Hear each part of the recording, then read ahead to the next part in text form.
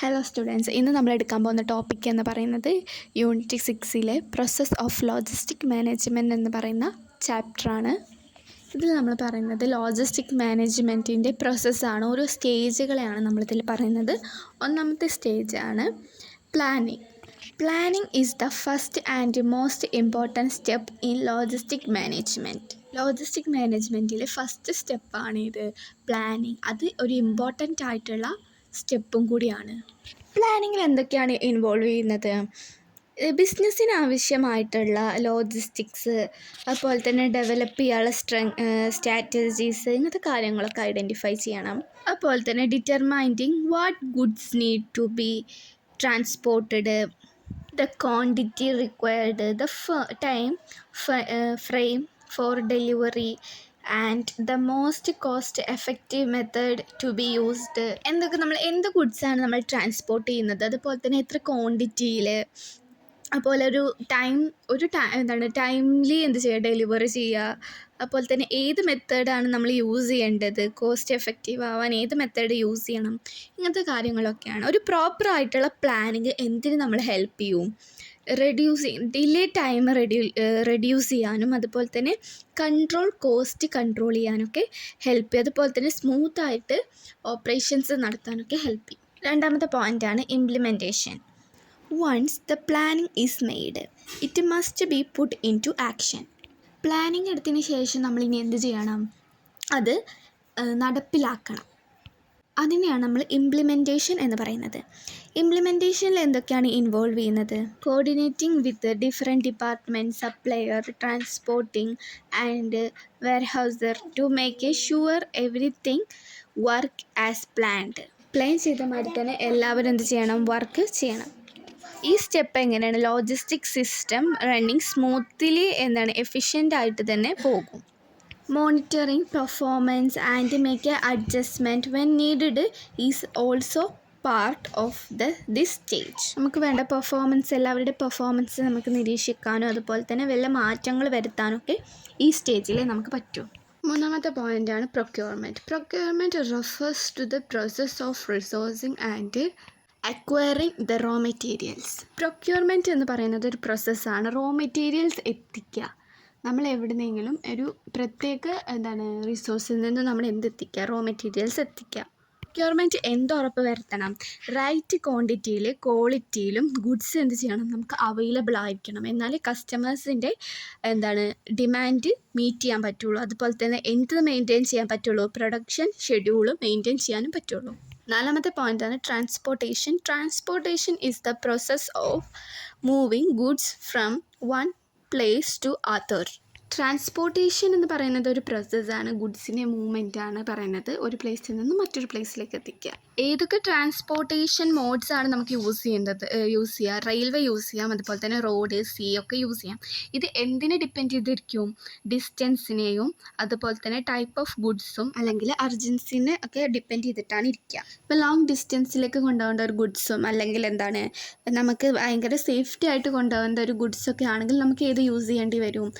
Air use ചെയ്യേണ്ടി വരും. അങ്ങനെയാണ് നമ്മൾ എന്ത് ചെയ്യേണ്ടത്? ഓരോ ട്രാൻസ്പോർട്ടേഷൻ മോഡും തിരഞ്ഞെടുക്കുന്നത്. അഞ്ചാമത്തെ പോയിൻ്റാണ് inventory management. Inventory management involving tracking and controlling the quantity of goods stored at A different location. Inventory management എന്താണ് കൺട്രോൾ ചെയ്യുന്നത്? എത്ര ഗുഡ്സാണ് സ്റ്റോർ ചെയ്ത് വെക്കേണ്ടത് എന്നൊക്കെയാണ് ഇൻവെൻ്ററി മാനേജ്മെൻറ്റ് നോക്കുന്നത്. ഒന്നാമത്തെ പോയിൻ്റാണ് പ്ലാനിങ് ആണ് ഫസ്റ്റ് സ്റ്റെപ്പ്. അതിനുശേഷം നമ്മൾ എന്ത് ചെയ്യണം? ഈ പ്ലാൻ ചെയ്ത കാര്യം നടപ്പിലാക്കണം. അതിനൊരു ആക്ഷൻ എടുക്കണം. അതിനെയാണ് നമ്മൾ ഇംപ്ലിമെൻറ്റേഷൻ എന്ന് പറയുന്നത്. പിന്നീട് പ്രൊക്യൂർമെൻറ്റ്. അതിനാവശ്യമായിട്ടുള്ള റോ മെറ്റീരിയൽസ് എത്തിക്കണം. അതിനുശേഷം പ്രൊഡക്ഷൻ നടത്തണം. പിന്നെ നമ്മൾ ആ പ്രൊഡക്ഷൻ നടത്തിയ പ്രൊഡക്റ്റ് എന്ത് ചെയ്യണം? ട്രാൻസ്പോർട്ടേഷൻ ചെയ്യണം. ട്രാൻസ്പോർട്ടേഷൻ ചെയ്ത ശേഷം ഇതെന്ത് ചെയ്യണം? സ്റ്റോർ ചെയ്ത് വെക്കണം. അതിനാണ് ഇൻവെൻ്ററി മാനേജ്മെൻറ്റ് നമ്മൾ യൂസ് ചെയ്യുന്നത്. ആറാമത്തെ പോയിൻ്റാണ് വെയർഹൗസിംഗ് ആണ് ഇനി നമ്മൾ നോക്കുന്നത്. Warehousing refers to the storage of goods until they are needed for a production or delivery. അങ്ങനെ സ്റ്റോർ ചെയ്തിട്ടുള്ള ഗുഡ്സ് ആവശ്യത്തിനനുസരിച്ച് നമ്മൾ ഡെലിവറി ചെയ്യണം. ഓക്കെ, ഇതിലുള്ള ഈ വെയർഹൗസ് മാനേജ് ചെയ്യുന്ന ആക്ടിവിറ്റീസ് ലൈക്ക് പാക്കിംഗ് ഉണ്ട്, അതുപോലെ തന്നെ labelling and tracking of goods. Modern warehouses എന്തൊക്കെയാണ് യൂസ് ചെയ്യുന്നതെന്ന് വെച്ചാൽ ഓട്ടോമേഷൻ, അതുപോലെ തന്നെ ടെക്നോളജീസ് യൂസ് ചെയ്യുന്നുണ്ട്. അതായത് ബാർകോഡ് സിസ്റ്റം ഒക്കെ യൂസ് ചെയ്യുന്നുണ്ട്. ഇപ്പോഴുള്ള വെയർഹൗസ് മാനേജ്മെൻറ്റ് സിസ്റ്റം എന്ത് ഇമ്പ്രൂവ് ചെയ്യിപ്പിക്കുന്നുണ്ട്? സ്പീഡ് യൂസ് വെച്ചാൽ ഡെലിവറി ഒക്കെ പെട്ടെന്ന് നടത്തുന്നുണ്ട്. ഏഴാമത്തെ പോയിൻ്റാണ് order fulfilment. Order fulfilment is the process of receiving customer order, picking the right item from the warehouse, packing them and delivery them to the customer.